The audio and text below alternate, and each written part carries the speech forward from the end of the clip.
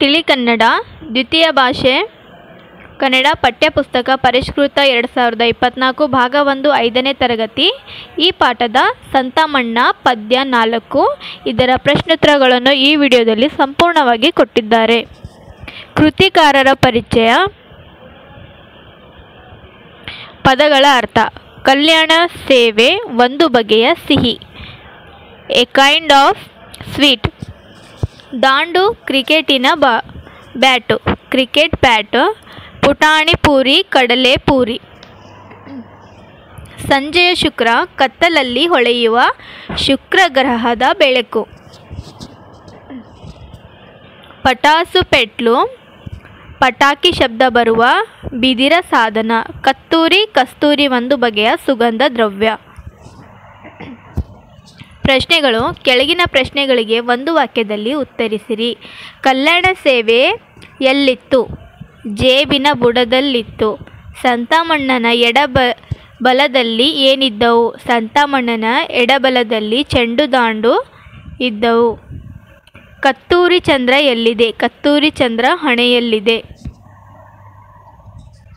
ಪ್ರಶ್ನೆ 4. ಸಂತಾಮಣ್ಣ ಮರು ಮಾತನಾಡಿದರೆ ಹೇಗಿರುತ್ತದೆ? ಸಂತಾಮಣ್ಣ ಮರು ಮಾತನಾಡಿದರೆ ಸಿಡಿಲುಗುಡುಗು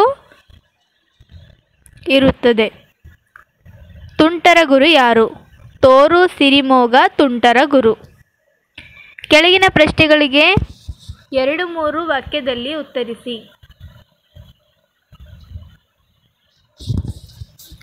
ಸಂತಾಮಣ್ಣನ ಜೇಬಿನ ಬುಡದಲ್ಲಿ ಏನೇನು ಇದ್ದವು? ಪುಟಾಣಿ ಪೂರಿ, ಮೇಲೊಂದಿಷ್ಟು ಗೋಲಿ ಬಳಪ ಇದ್ದವು. ಪ್ರಶ್ನೆ 2.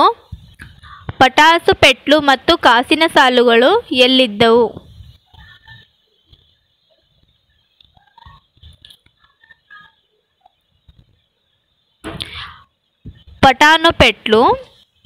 ಪಟಾಸು ಪೆಟ್ಲು ಒಳಜೇಬಲ್ಲಿ, ಕಾಸಿನ ಸಾಲುಗಳು ಕಳಜೇಬಲ್ಲಿದ್ದವು.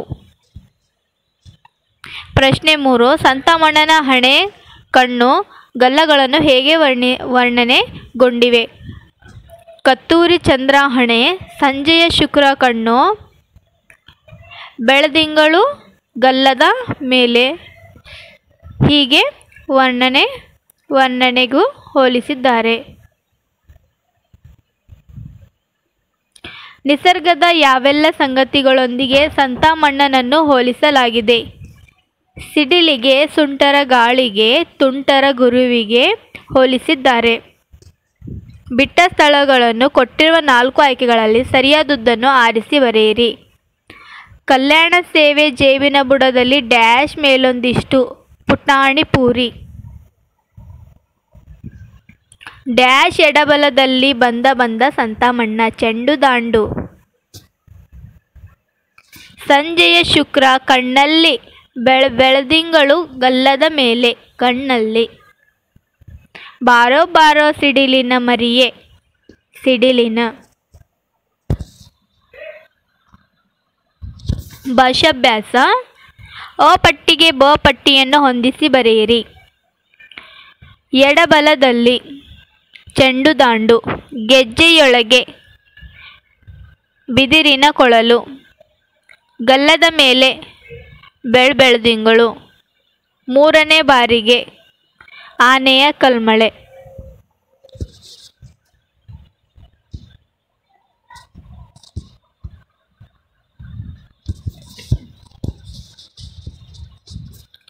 ಕೆಳಗಿನ ಪದಗಳಿಗೆ ವಿರುದ್ಧಾರ್ಥಕ ಪದಗಳನ್ನು ಬರೆಯಿರಿ. ಕೆಳಗಿನ ಪದಗಳನ್ನು ನಿಮ್ಮ ಸ್ವಂತ ವಾಕ್ಯದಲ್ಲಿ ಬಳಸಿ ಬರೆಯಿರಿ. ಗೋಲಿ ಬಳಪ. ನಾವು ಚಿಕ್ಕವರಿದ್ದಾಗ ಗೋಲಿ ಮತ್ತು ಬಳಪದಿಂದ ಆಟ ಆಡುತ್ತಿದ್ದೇವೆ. ಚೆಂಡು ದಾಂಡು. ನನಗೆ ಚೆಂಡು ದಾಂಡು ತುಂಬ ಇಷ್ಟ. ಬೆಳದಿಂಗಳಲ್ಲಿ ಚಂದ್ರ ಸುಂದರವಾಗಿ ಕಾಣುತ್ತಾನೆ. ಸುಂಟರ ಗಾಳಿ. ಸುಂಟರ ಗಾಳಿಯು ಒಂದು ಹವಾಮಾನ ವಿದ್ಯಮಾನವಾಗಿದೆ. ಕೆಳಗಿನ ಪದಗಳಿಗೆ ವಿರುದ್ಧಾರ್ಥಕ ಪದಗಳನ್ನು ಬರೆಯಿರಿ. ಎಡ ಬಲ, ಬುಡ ಕೊನೆ, ಬಂದ ಹೋದ, ಸಣ್ಣ ದೊಡ್ಡ, ಮೇಲೆ ಕೆಳಗೆ, ಒಳ ಹೊರ.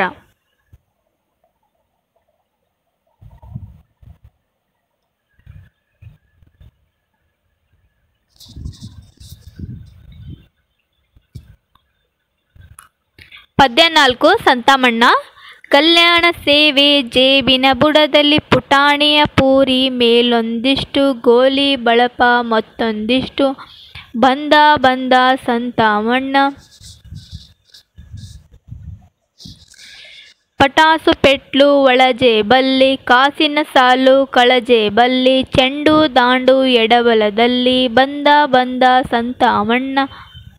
ಅಮ್ಮನ ಹಾರ ಉಬ್ಬಿದ ಎದೆಗೆ, ಬಿದಿರಿನ ಕೊಳಲು ಗೆಜ್ಜೆಯೊಳಗೆ, ಹದ್ದಿನ ರೆಕ್ಕೆ ಎತ್ತಿದ ತಲೆಗೆ ಬಂದ ಬಂದ ಸಣ್ಣ ತಮಣ್ಣ.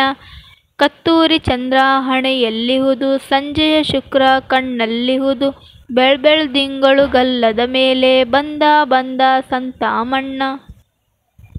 ಮೊದಲನೇ ಮಾತು ಹೂವಿನ ಮುತ್ತು, ಮರು ಮಾತಾಡಲು ಸಿಡಿಲು ಗುಡುಗು, ಮೂರನೇ ಬಾರಿಗೆ ಆನೆಯ ಕಲ್ಮಳೆ ಬಂದ ಬಂದ ಸಣ್ಣ ತಮಣ್ಣ.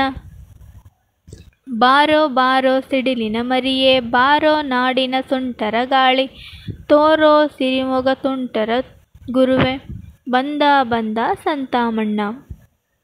ಸೊ ಈ ರೀತಿಯಾಗಿರ್ತಕ್ಕಂಥ ಸಂತಮಣ್ಣ ಪದ್ಯವಾಗಿರ್ತಕ್ಕಂಥ ಕೃತಿಕಾರರ ಪರಿಚಯ. ಹೊಯ್ಸಳ ಎಂಬ ಕಾವ್ಯನಾಮದಿಂದ ಪ್ರಸಿದ್ಧರಾಗಿದ್ದ ಅರಗ ಲಕ್ಷ್ಮಣರಾಯರು ಚಿಕ್ಕಮಗಳೂರು ಜಿಲ್ಲೆಯ ನರಸಿಂಹರಾಜಪುರದಲ್ಲಿ ಮೇ 7, 1893 ಜನಿಸಿದರು. ಇವರ ತಂದೆ ಸುಬ್ಬಣ್ಣನವರು, ತಾಯಿ ಶ್ರೀಮತಿ ಸುಬ್ಬಮ್ಮನವರು. ಹೊಯ್ಸಳರು ಮಕ್ಕಳಿಗಾಗಿಯೇ ನೂರಾರು ಪದ್ಯಗಳನ್ನು, 35 ಮಕ್ಕಳ ಕಥೆಗಳನ್ನು, 5 ಮಕ್ಕಳ ನಾಟಕಗಳನ್ನು ರಚಿಸಿದ್ದಾರೆ. ಏಳುವ ಹೊತ್ತು ಕಂಕಣ, ಮಗುವಿನ ಕೂಗು, ಚಂದಮಾಮ, ಕೋಲು ಕುದುರೆ ಮುಂತಾದವು ಇವರ ಕೃತಿಗಳು. ಶ್ರೀಯುತರು ಅಕ್ಟೋಬರ್ 10, 1959 ನಿಧನರಾದರು.